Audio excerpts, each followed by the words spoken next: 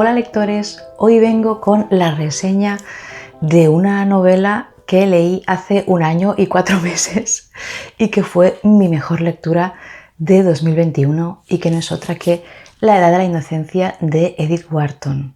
Aunque ha pasado tantísimo tiempo, la quería hacer igual porque realmente me tocó la fibra de una forma singular y lo más curioso es que fue la tercera vez que yo leía esta novela. Las 2 primeras fue como si no lo hubiera leído, no me dijo nada, ni siquiera recordaba la obra, me acordaba solo de la película de Martin Scorsese, de la que hablaremos al final del vídeo.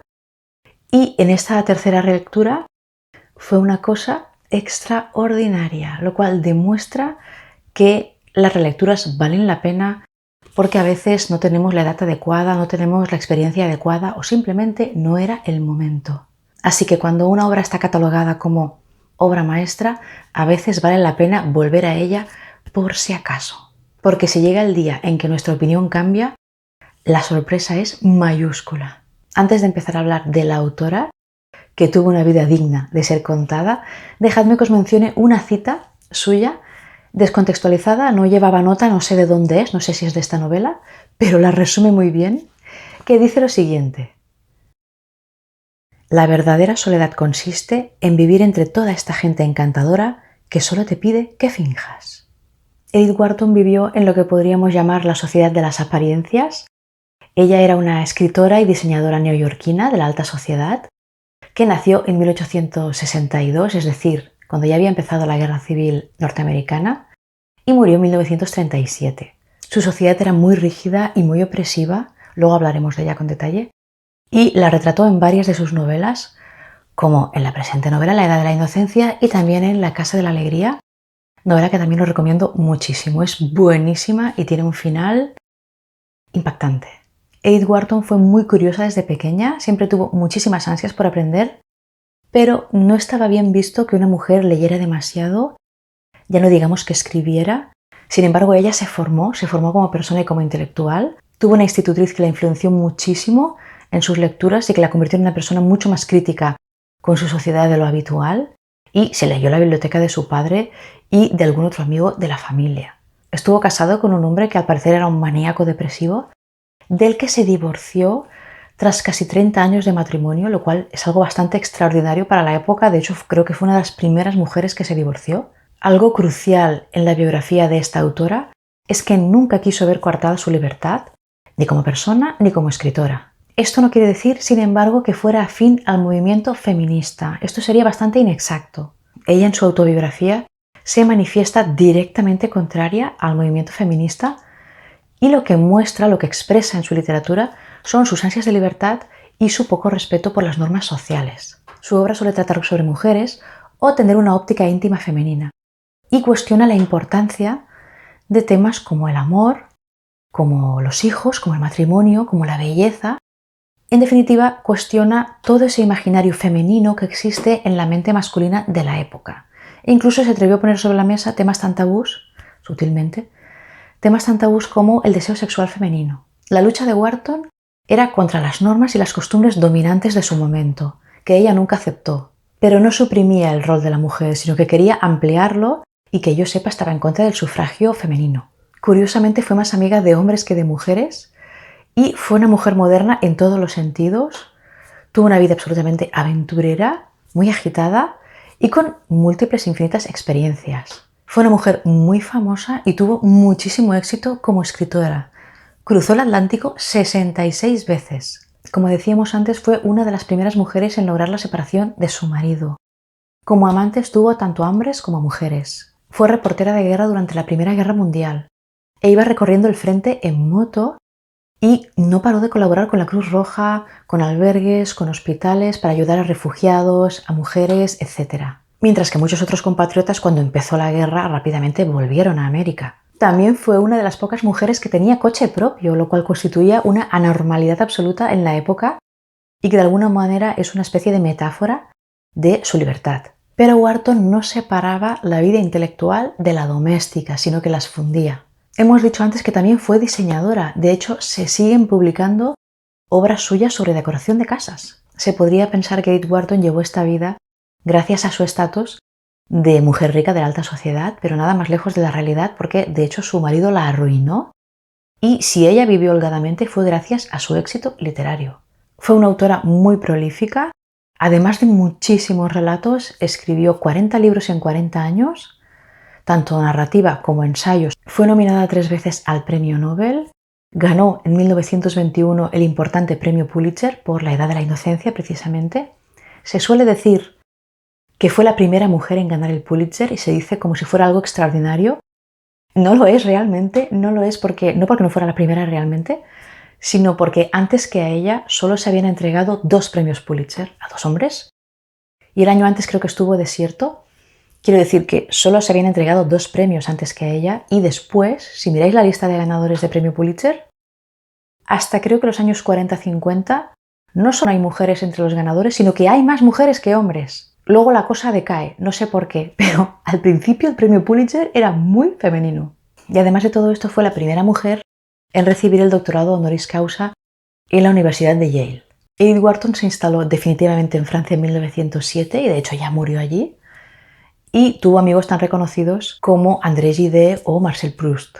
Y sobre todo fue discípula y amiga de Henry James, que como ella escribió a veces literatura a caballo entre Estados Unidos y Europa. Al haber vivido en los 2 continentes, tanto Henry James como Edith Wharton tenían una visión más amplia de la vida, del mundo, y en el caso de Edith Wharton eso se refleja mucho en el personaje de Madame Olenska de esta novela.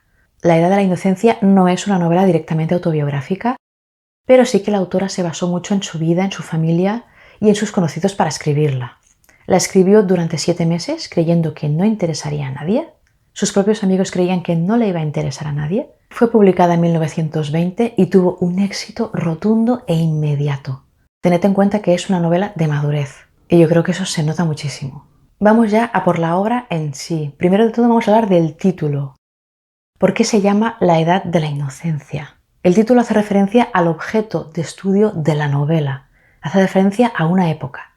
Esa época que retrata la novela sería la Edad Dorada de Estados Unidos, que es un periodo que va aproximadamente desde los años 70 del siglo XIX hasta final de siglo. Es una época de gran crecimiento económico, de auge del norte y oeste de Estados Unidos, es decir, es el auge de los ganadores de la Guerra de Secesión americana. Este periodo es posterior a la Guerra Civil Americana, cuando nació Edith Wharton. Entonces lo que hace la autora en esta novela es viajar 50 años atrás, ir a la sociedad en la que nació, la sociedad de 1870, la sociedad que vivieron sus padres. Ella pertenecía a una de las familias más importantes de esa aristocracia. Como además Edith Wharton lo que hace es centrarse solo en esa alta sociedad, ¿qué es lo que está haciendo? Está convirtiendo la vida de esa alta sociedad neoyorquina de 1870 en una época concreta y le da importancia histórica. Y además lo hace con la distancia del tiempo y del espacio. Escribe la novela con 50 años y lo hace desde Europa. Así que hay una visión retrospectiva y por lo tanto una gran amplitud de miras y una gran reflexión detrás de lo que escribe Edith Wharton. Entonces el título de la novela es maravilloso porque es irónico.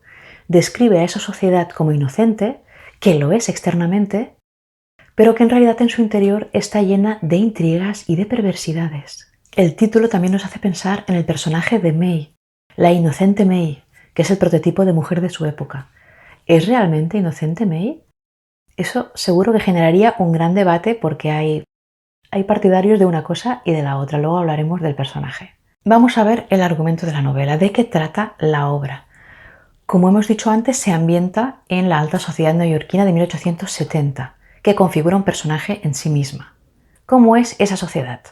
Para empezar, es una sociedad corta de miras, que se crea antigua justo cuando acaba de nacer y que muere antes de consolidarse precisamente como consecuencia de su propia arrogancia. No tiene un pasado histórico ni cultural, no tiene grandes personajes que recordar, no tiene hazañas que rememorar y precisamente por eso se defiende del mundo con una coraza de hierro. Es una sociedad muy rígida, muy endogámica y muy elitista. Incluso llega a reutilizar los apellidos, los grandes apellidos, como nombres propios, como por ejemplo el del protagonista. El protagonista se llama Newland Archer y Newland es un nombre de familia. Luego las normas sociales no están escritas, sino que son fruto de la costumbre y solo las conocen las personas que viven dentro de esa sociedad.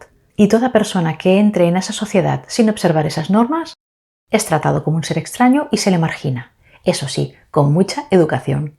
Es una sociedad de una hipocresía máxima, donde no se dice nada en voz alta, pero donde todo el mundo lo sabe todo. Manda el arte del disimulo. La sociedad se basa en aquello que no se dice. Es una vida de apariencias. La sociedad es una especie de burbuja donde la gente se esconde, pero también es una jaula de oro donde la gente es prisionera. Los matrimonios son concertados por los padres por intereses sociales y económicos y los novios se casan pues sin conocerse apenas. El hombre, por supuesto, tiene mucha más libertad que la mujer y la mujer es educada para ser un florero, pero un florero perfecto. Sin embargo, quiero llamar la atención sobre el hecho de que la sociedad es asfixiante para ambos sexos.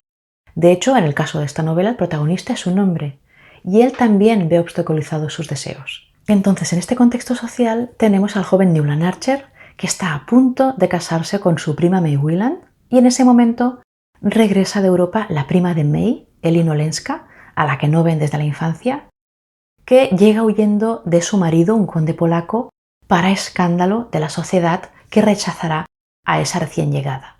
La sociedad neoyorquina no quiere ni oír hablar de separaciones, ya no digamos de divorcios, porque el deber de toda mujer es estar al lado de su marido por mal que la trate. Y por supuesto esta sociedad se sentirá muy molesta por el hecho de que una mujer excéntrica como la condesa Olenska venga a perturbar su aburrida paz. Entonces tenemos a un trío de personajes protagonistas, vamos a verlos. Vamos a empezar por la prima May. May es el prototipo de mujer perfecta de su época. Es bella, es tímida, es pura, es angelical, es dulce, es dócil y está entregada a su familia. Ha sido educada para ser la prometida, la esposa y la madre perfecta. Es una mujer poco inteligente, bastante simplona, sin inquietudes intelectuales y por lo tanto su vida y su conversación están vacías de contenido. Es como una muñeca de porcelana. Es perfecta, pero es fría, es inexpresiva, es sosa y es como si nunca pudieras descubrir el velo que la cubre. No puede resultar atrayente ni estimular intelectualmente a su prometido Newland, que es una persona mucho más culta y mucho más sabia de conocimiento. May disimula sus inseguridades con ropa costosa y con una educación perfecta, con lo cual es la sociedad la que la protege. Solo al final de la novela May parece mostrar otra faceta, que de esto hablaremos en el spoiler final, que ya os avisaré. En cambio, su prima Elin Olenska es una mujer que ha vivido casi toda su vida en Europa y que no puede comprender las normas sociales de esa Nueva York de su infancia.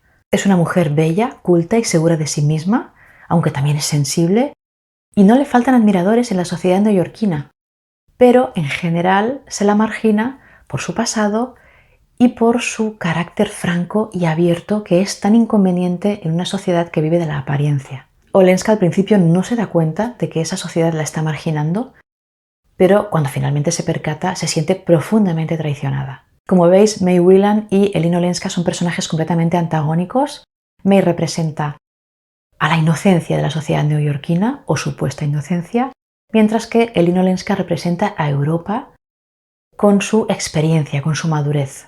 Tened en cuenta que Madame Olenska, al estar casada con un conde polaco, representa a la Europa del Este, esa que es menos estática y menos tradicional que la de Inglaterra, la de Alemania o la de Francia, que es la de Henry James.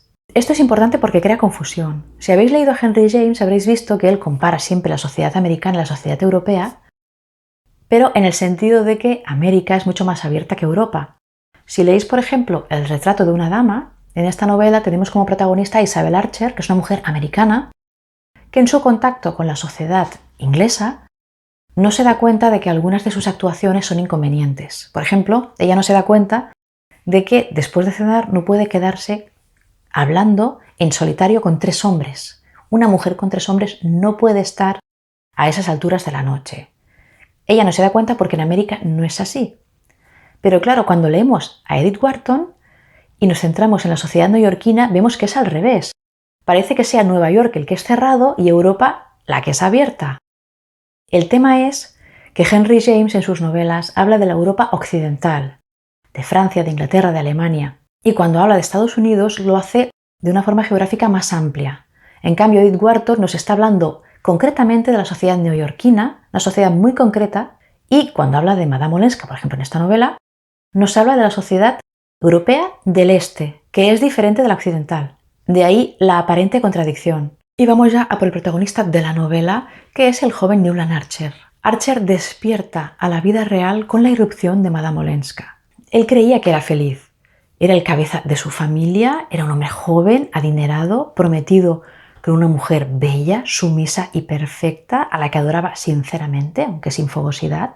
Tenía conciencia de ser un hombre más culto que la media. Trabajaba de abogado sin mucho entusiasmo y sin mucho trabajo porque otros hacían el trabajo por él. Y su existencia era absolutamente plácida, como si estuviera mecido por un sueño. La llegada de Madame Olenska al principio lo dejará en shock por lo inapropiado de su conducta, pero rápidamente irá sintiéndose fascinado por la naturalidad, por la espontaneidad y sobre todo por la sinceridad de esa mujer, que incluye su libertad personal y su libertad sexual. Empezará a vislumbrar por primera vez la superficialidad de la sociedad en la que vive, su irrealidad. Será consciente por primera vez de que las personas de su mundo viven vidas irreales, repetitivas y falsas, de que están muertos en vida, y deseará fervientemente salir de ese mundo y vivir una vida real junto a esa mujer de la que acaba apasionadamente enamorado. Se da cuenta de que su vida real con May es ficción y quiere vivir una vida con Olenska que es como un bálsamo, que es como un santuario para él. Archer llega a plantear que las mujeres tienen el mismo derecho a vivir su vida independientemente y con libertad en todos los ámbitos de la vida. Llega incluso a mirar a su prometida May y a plantearse que debería ser libre, pero claro, ¿cómo logras emancipar a una mujer que no sabe que es prisionera? Entonces, volviendo al argumento, el dilema de la novela es: ¿será Newland Archer capaz de imponerse, de dar la espalda a su sociedad, de romper su compromiso y de casarse con Madame Olenska? ¿O sucumbirá a las convenciones sociales y a la presión de su familia? Aparte de lo interesante de la trama, tenemos el arte narrativo de Edith Wharton, que es superlativo. Es una autora muy sutil, muy delicada, muy sensible, muy refinada. Su prosa es muy atractiva, muy distinguida, es encantadora. Casi toda la novela son pensamientos, percepciones y sensaciones, y la novela está narrada en tercera persona, pero desde el punto de vista de un solo personaje, de Newland Archer, el protagonista. Se trata de un discurso indirecto, no de un monólogo interior, es decir, hay un mediador, no leemos directamente los pensamientos de Newland Archer, sino que el narrador los procesa y nos los presenta muchas veces dando su propia opinión. En definitiva, solo conocemos el interior de Newland Archer y del resto de personajes solo podemos hacer suposiciones. Aparte de esto, Edith Wharton era una autora con un sentido del humor muy refinado, era muy irónica, tenía una mirada muy perspicaz, de gran profundidad psicológica, y en este sentido tenía mucha destreza para mostrar el interior de los personajes en esos momentos en los que su sociedad, por las normas sociales, los hubiera obligado a callar. Y sobre el estilo de Edith Wharton añadir que en sus relatos cortos se nota mucho la gran capacidad de síntesis que tenía, que los convierte en narraciones realmente extraordinarias. Ahora empieza la parte del vídeo con spoiler. Vamos a hablar de todo el tramo final de la novela, que es glorioso y que incluye una cena absolutamente memorable, una escena entre May y Archer y luego ya el desenlace de la obra. Es todo tan emotivo, tan intenso y está tan contenido que te parece que vas a reventar. Vamos a por la primera escena, la escena de la memorable cena. Es tan buena que es que no tengo palabras para describirla. Newland Archer convertido en objeto de estudio de su sociedad, a la vez que éste observa de forma crítica a sus conocidos con una lucidez que espanta. La penetración a la que llega el protagonista en ese momento, la visualización que hace de su sociedad y de su posición en ella son extraordinarias. Y además es un momento irónico porque es él el que se ha convertido en un objeto de estudio, no su sociedad. Archer descubre en esa cena el poder, la fuerza de su sociedad, que lo ha estado observando en silencio durante meses. Durante meses ha estado cuchicheando en la sombra, sin decir nada en voz alta, creyéndoles amantes, y cómo ha estado conspirando para separarlos finalmente, sin decirlo, como si no hubiera pasado nada, pero con mano de hierro. Y se da cuenta de que incluso May comparte esa creencia. Todos creen que son amantes cuando no han consumado nada. Él es el inocente. Nunca ha habido ningún secreto para la sociedad. En esas páginas sientes la angustia, el ahogo, la opresión, la muda desesperación de Archer ante lo que se ha orquestado contra él, con toda la educación del mundo. Es terrible ver cómo él siente que su vida se hace pedazos con cada nuevo acontecimiento de la recta final del libro, culminando con el supuesto embarazo de May y la certeza de que ella ha jugado muy bien sus cartas cuando parecía inocente, como ella en su conversación con su prima Elin la empujó a marcharse a Europa. Yo no creo realmente que May sea mala, ni tampoco Olenska, ni tampoco Archer. Vamos a por la escena May-Archer en la que ella le dice que está embarazada. May se da cuenta de que puede perder a Archer y por primera y última vez en su vida actúa de forma activa, no por ella, no por sentimentalismo, sino para proteger esa vida que se ha construido, esa vida conforme a las normas sociales que ella cree que es la única vida que puede vivir. Con la mentira del embarazo, May logra preservar su matrimonio y poder continuar adelante con esa vida monótona, esa vida cotidiana monótona, aburrida, pero correcta, que es la que se espera de ella. Manipula por primera vez en su vida para salvar lo que ella cree que es su única opción de vida. Es lo único que conoce. La pregunta es, ¿lo hace con malignidad? Realmente yo tengo la sensación de que May durante toda la novela se da cuenta de lo que está pasando a su alrededor, mucho más de lo que aparenta, pero no creo que sea una pérfida. Creo realmente que ella lucha por su existencia. Cree que esa es su única forma de existencia. Y vamos ya a por el final de la novela, que es una cosa maravillosa. Han pasado 30 años desde que May le dijera lo del embarazo a Archer y este renunciara a Elin y se casara con su prima tal como estaba previsto. May ha muerto prematuramente por una enfermedad que, por cierto, me conmueve muchísimo cuando Archer afirma que la lloró sinceramente. Creo que esto demuestra que los personajes son buenos, simplemente las cosas no han ido como ellos querían. Él sí que quería a May a su manera, pero no era la mujer con la que quería casarse.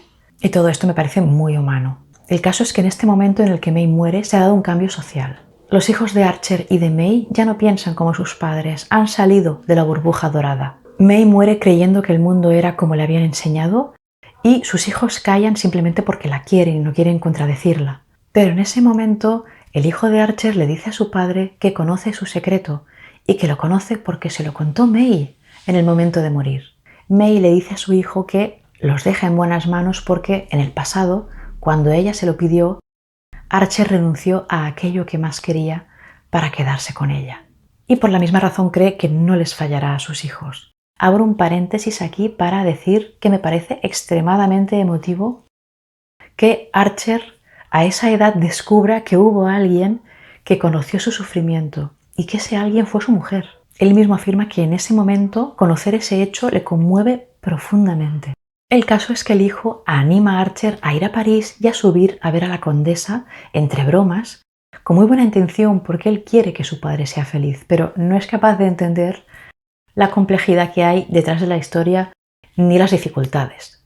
Y cuando llegan al edificio, Archer le dice que ahora subirá, que vaya él primero, y se sienta en un banco a reflexionar. Y al cabo de un rato se levanta y se aleja con paso lento y pesado.